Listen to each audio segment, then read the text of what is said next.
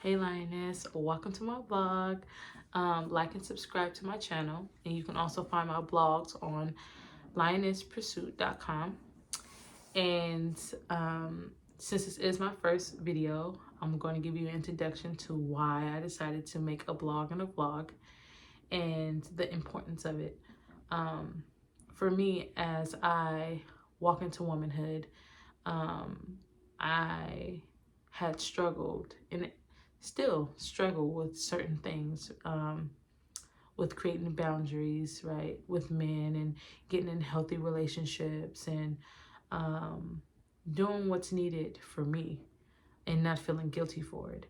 And I find a lot, even around me, that a lot of women struggle with that. But I also see on social media that everything is great, right? Everything is grand in people's lives, and you hear that all the time.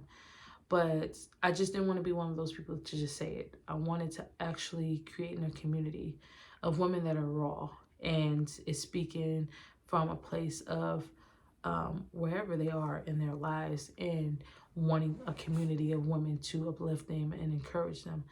I really felt that that was something that was important. And I told the Lord had given me and put this on my heart because I wanted to play basketball. This was not in my plans, but I gave up basketball to follow what the Lord had told me to do. Did I do it right away? No, but I'm here. So we're going to go into my first vlog, and I like to do my blogs, which give you a summary, and then go more into detail with my blog. And if anyone has any questions or anything like that, I can always make another videos and answer those questions, right? But my first vlog is called Overcoming.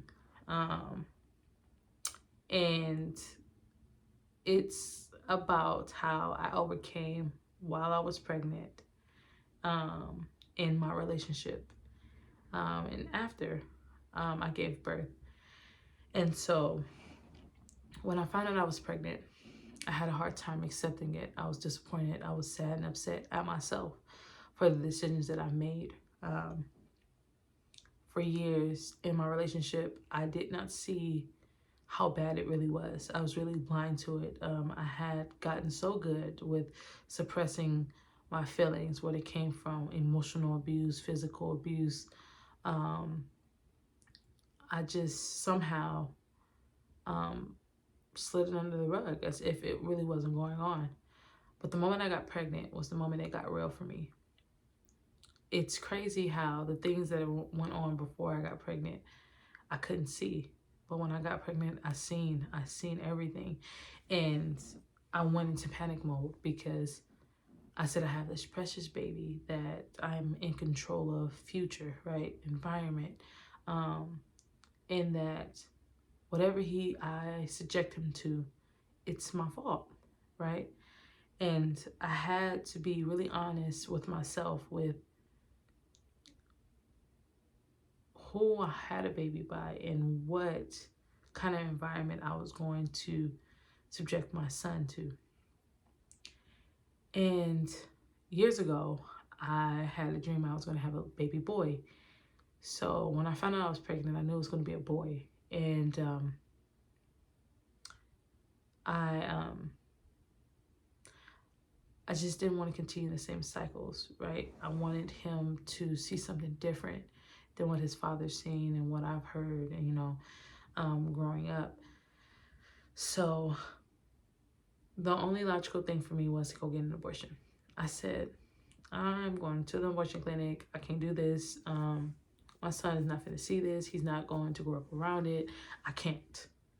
And I wrestled with God for 2 weeks, pleaded, cried. And even though I told the Lord, I'm like, I know it's unlawful, but listen, these are the things that I'm going to go through, X, Y, and Z, right? Trying to get him to understand that it's too much, right? And everything I was scared about, I will say this, happened. It really did. But he's safe. I'm safe. And I was so unhappy. I was worried about my safety. I was worried about my son's safety, and just thinking, how am I going to protect him and myself? So after 2 weeks of pleading with the Lord showed me a vision.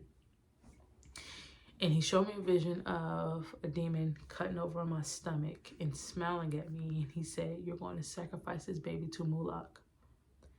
And so I'm getting teary-eyed. And I just cried.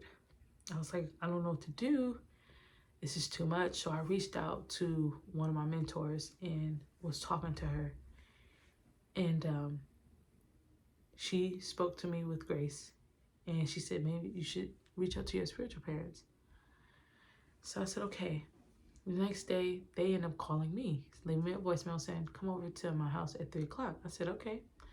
So I go over there, and they're like, is something you need to tell me? I said, no, ain't nothing I need to tell you. It's like, you got a silver fork in your mouth? I said, no, it's not the best news, but I'm pregnant. And, they were like, we know. I said, I don't know how you know. They were like, the Lord has told us, and the Lord also told us the decision you wanted to make. And that's how, that moment is where I end up finding out how real that decision was for me. The fact that the Lord would even put that on someone else's heart to stop me from making that decision only tells me that I was really wanting to make that decision. And I've always spoke against abortion. Never once have I said that I was okay. Even before I got pregnant, I've always used to tell people, no matter how you get pregnant, you don't get an abortion. The Lord said no. And little did I know, me and my mom used to talk about it all the time, that God was prepping me for my moment. Because I didn't just see no way out. I really didn't. And that dream, the vision that the Lord showed me, and the countless support, it uplifted me and gave me courage. It brought that lioness out of me. And it took a year, hard year, to bring out so much out of me. All the things that I suppressed, showing me the reality of my situations, and also bringing my strength back. It took a while, and it is a process. But I still want to encourage you to go through that process, because it's not easy. But it's also not easy living in it and never coming out, The biggest thing that I did was battle with God, right? He showed me my heart and the things that I was going to do. The second thing that I did was reach out to counsel. And that was the biggest thing that I could have done, right? Getting that support, you need that support. And I know sometimes a lot of you don't have one, which is why I'm creating my platform.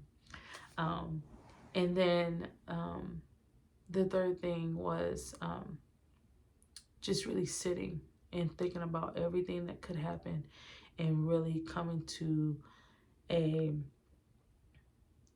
understanding that even if this happens, that the Lord has me, that though I wasn't obedient before, that I was obedient with keeping my child. And I told the Lord, if I keep my child, you please protect me and my child. And he has done that. He has done that.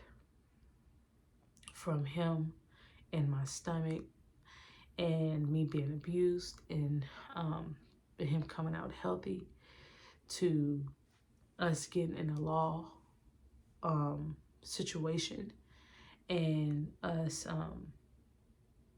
and just things that the enemy continues to try to do to keep my son from being a part of this world and being in a healthy environment.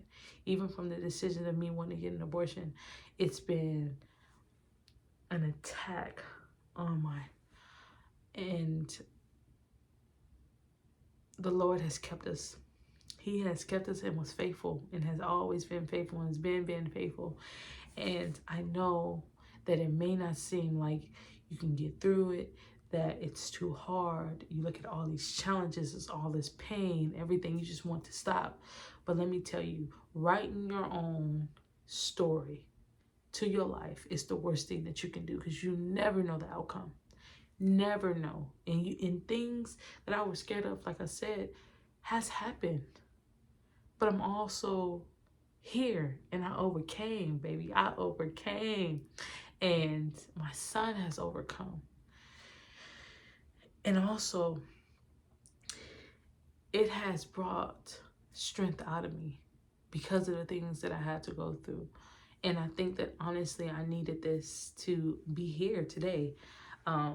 For years, I contemplated doing this and speaking to women and just telling my story and the things that the Lord has saved me from, has grace and mercy over me, right? And has brought me through. I look around all the time and the women that are in my life that doesn't even have community. And I was so blessed with the community that I had. I had so many women around me uplifting me. Like, it was amazing. And just to hear some of my friends saying, I don't have that.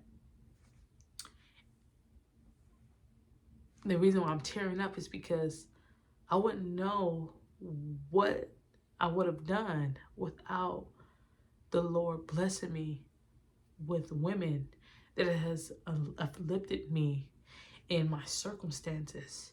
And though my decisions has caused some of the things that I've been through, but to see the grace, to see, look, you messed up, but pick up and hold your head high, right? Because we all made mistakes, was something I'm so hard on myself, and I beat myself up a lot.